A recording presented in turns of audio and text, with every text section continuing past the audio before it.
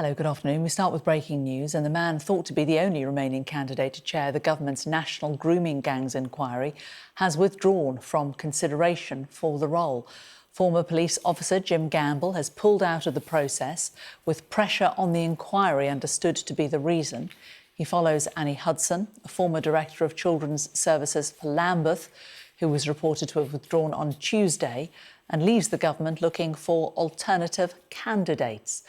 Well, our correspondent Adele Robinson joins me now. And Adele, in the last few minutes, we had this statement from Jim Gamble, really strong words in it, saying that victims and survivors deserve better. They're being used as leverage for short-term gain by some, basically saying people are playing politics with these victims.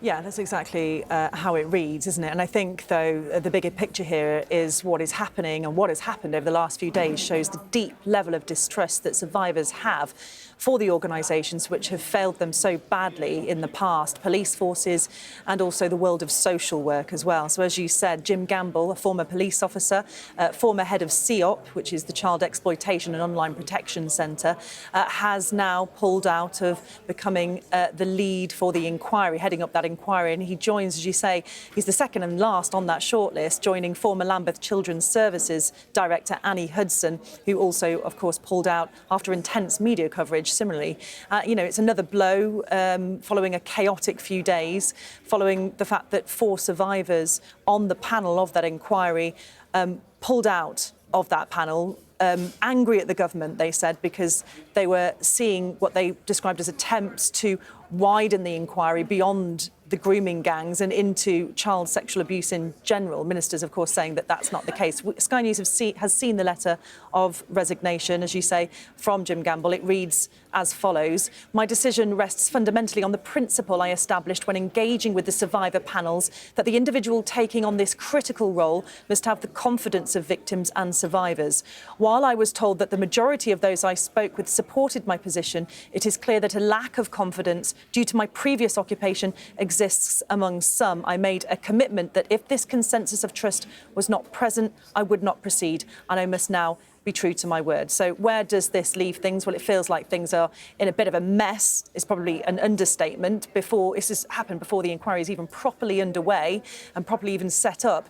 So clearly, as I mentioned before, a huge distrust between survivors and the government. The Home Office have released a statement. A spokesperson said, "We are disappointed that candidates to chair the inquiry have withdrawn. This is an extremely sensitive topic, and we have to take the time to appoint the best person suitable for the role." The Home Secretary has been clear there'll be no hiding place for those who abused the most vulnerable in our society. Now, 4 survivors quit their roles on the panel of inquiry. There's a mixture of opinions over what has been happening. Obviously, this level of distress, they don't want anyone who's particularly been involved in police forces or social work to lead this inquiry. But on the same side, there are also survivors who are saying that actually they feel let down by the fact that people have stood down and that they feel that, the first sign of trouble, they've been let down again. Earlier we spoke to Ellie Ann Reynolds, who is a survivor of grooming gangs. She stood down from the panel on Monday, and this is what she had to say.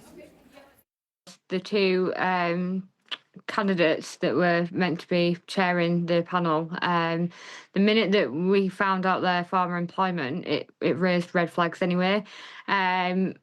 Also, the way that we were gaslit and manipulated in that process was concerning, really. So I think them 2 together built enough for the majority to say something isn't right here.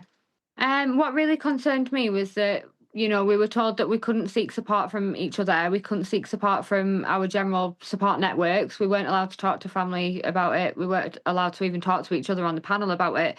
I think what also concerned me is when they give us the information about the candidates, it was very, very locked down. It was very password protected. Don't take a photo, don't talk about it, don't screenshot.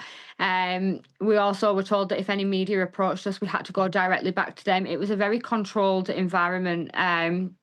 It was dangerous, really.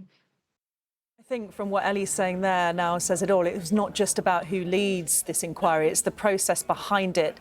A little sneak that a preview that we had there from Ellie, that there is no confidence among survivors into the process itself. They distrust it completely from the sounds of it. And so where does this all leave it? Well, it's up in the air at the moment. The government, of course, are committed, as the survivors are, to this inquiry going ahead. The father of one grooming victim, however, told me that he thinks the inquiry should just start all over again.